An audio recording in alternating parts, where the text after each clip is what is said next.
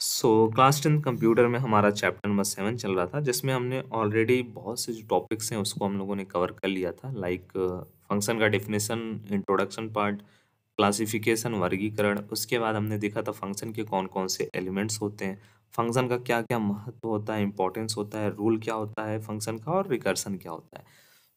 Previous ये जो topics हैं, अगर आपने इनको नहीं देखा है, नहीं पढ़ा है, तो प्लेलिस्ट को ज़रूर से वॉच करिएगा। प्लेलिस्ट में आपको ये सभी जो चीज़ें हैं वो देखने को 100% मिलेगी। एक एक टॉपिक आपको देखने को मिलेगा, क्योंकि एक एक टॉपिक आपको पढ़ाया जा रहा है, टॉपिक वाइज ही कंप्लीट आपको स्टडी कराया जा रहा है, जिससे आपके किसी भी प्रकार की कोई भी डाउट ना रहे किसी भी टॉपिक से रिलेटेड। ठीक है, आज हम देखने वाले हैं data storage classes and something. थोड़ा बहुत पार्ट आपको लाइब्रेरी का भी मैं भी कवर कर लूँगा आज के टॉपिक में, आज के क्लास में। चलिए चलते हैं हमारे नेक्स्ट टॉपिक की तरफ, जो कि हमारा आज का रहने वाला है डेटा स्टोरेज क्लासेस। हिंदी में बोलते हैं इसको डेटा संग्रहण वर्ग, इंग्लिश में बोलते हैं डेटा स्टोरेज क्लासेस। ये क्या होता है डेटा स्टोरेज क्लासेस, कितने प्रकार के होते हैं, ओवरऑल पूरा का पूरा कॉन्सेप्ट आप समझेंगे आज के लेक्चर में। सी प्रोग्रामिंग में डेटा स्टोरेज क्लासेस जो होते हैं वो विभिन्न प्रकार के संग्रहण स्थानों को परिभाषित करती है। ठीक है, जिनसे मेमोरी कैसे और कहाँ रखी जाए यह तय किया जाता है। निम्नलिखित ये क्या होती हैं, ओवरऑल 4 प्रकार की होती हैं। ठीक है, तो जो डेटा स्टोरेज प्लेस है, डेटा को हम लोगों को कैसे स्टोर करना है, कहाँ पे स्टोर करना है, ये कैसे डिसाइड किया जाता है, इसके लिए 4 क्लासेस बनाई गई हैं डेटा स्टोर करने की। और इन्हीं के द्वारा, इन्हीं क्लासेस को पढ़ करके हमको पता चलता है कि कोई भी डेटा हमको दिया जाता है, कोई भी इंफॉर्मेशन दिया जाता है, कोई भी डेटा हमको दिया जाता है, तो उसको कहाँ पर स्टोर करना है और किस प्लेस पे, प्रॉपर प्लेस पे उसको स्टोर करना है। तो पूरा इंफॉर्मेशन आपको जो है वो इन 4 प्रकार के जो डेटा स्टोरेज क्लासेस हैं उनको पढ़ने के बाद इसका पूरा कॉन्सेप्ट आपको समझ में आ जाएगा। तो पहला रहता है हमारा ऑटोमेटिक डेटा संग्रहण वर्ग, या फिर इंग्लिश में बोलते हैं automatic storage classes, data storage classes होगा। ठीक है, ऑटो की संग्रहण वर्ग का उपयोग लोकल वेरिएबल्स जो फंक्शन ब्लॉक में घटित होते हैं उनके लिए किया जाता है। इसमें डिफ़ॉल्ट संग्रहण वर्ग होता है, इसीलिए आमतौर पर हमें इसकी स्पष्ट स्पेसिफिकेशन की आवश्यकता नहीं होती है। ठीक है, ऑटोमेटिक स्टोरेज क्लास जो होता है उसका हम लोग यूज़ करते हैं लोकल वेरिएबल्स के लिए, और इसमें जो स्टोरेज क्लासेस होता है वो डिफ़ॉल्ट होता है, इसलिए हम लोग इसके स्पेसिफिकेशन की कोई भी हमको आवश्यकता नहीं होती है। डिफ़ॉल्ट इसमें रहता है, हमारा जो डेटा आता है वो डिफ़ॉल्ट रूप में स्टोर हो जाता है। और इसका हम लोग यूज़ कहाँ पे करते हैं, इसका यूज़ हम लोग करते हैं केवल लोकल वेरिएबल्स के लिए करते हैं। ठीक है, तो जो लोकल वेरिएबल्स के डेटा होते हैं उनका यूज़, उनका हम लोग स्टोर करने के लिए, उनको हमको जब स्टोर करना होता है तब हम लोग यूज़ करते हैं डेटा स्टोरेज। किस प्रकार के डेटा स्टोरेज क्लास का, हम लोग स्टोर करते हैं उसको automatic storage data storage classes के अंदर। ठीक है, नेक्स्ट हमारा रहता है, इसका ये सिंटेक्स है ऑटो, उसके बाद INT मतलब इंटीजर, और यक्स यहाँ पे ये वेरिएबल है।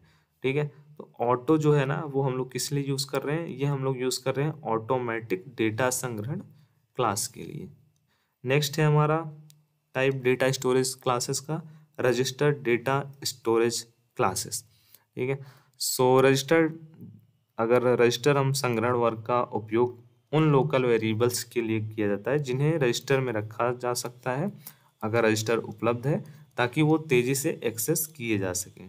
ठीक है, हमारा जो रजिस्टर डेटा स्टोरेज क्लास होता है उसका हम लोग यूज़ करते हैं केवल उन लोकल वेरिएबल्स के लिए जिनको हमको रजिस्टर में स्टोर करना है, जिनको हमको कहाँ पे स्टोर करना है, रजिस्टर के अंदर स्टोर करना है, जिससे हम लोग उसको फास्ट वे में एक्सेस कर सकते हैं। तो हमको ये प्रॉफिट होता है, ये लाभ होता है रजिस्टर में स्टोर करने से, कि हम लोग रजिस्टर में जब हम लोग स्टोर करते हैं कोई भी डेटा को, इन्फॉर्मेशन को, तो हम लोग उसको अच्छे से तुरंत ही एक्सेस कर लेते हैं, बहुत जल्दी एक्सेस कर सकते हैं उसको। ठीक है, ज़्यादा समय नहीं लगता है उसको ढूंढने में। थर्ड पॉइंट है, थर्ड टाइप हमारा स्टोरेज क्लास का, वो है static data storage class. Hindi में इसको बोलते हैं स्टैटिक डेटा संग्रहण वर्ग। और जो स्टैटिक हमारा संग्रहण वर्ग होता है, डेटा स्टोरेज क्लास होता है उसका हम लोग यूज़ लोकल वेरिएबल्स और ग्लोबल जो वेरिएबल्स होता है उनके लिए करते हैं। इससे वेरिएबल्स की जीवन काल में जोड़ा जाता है और इसका मान एक एक बार में ही हम लोग सेट कर लेते हैं।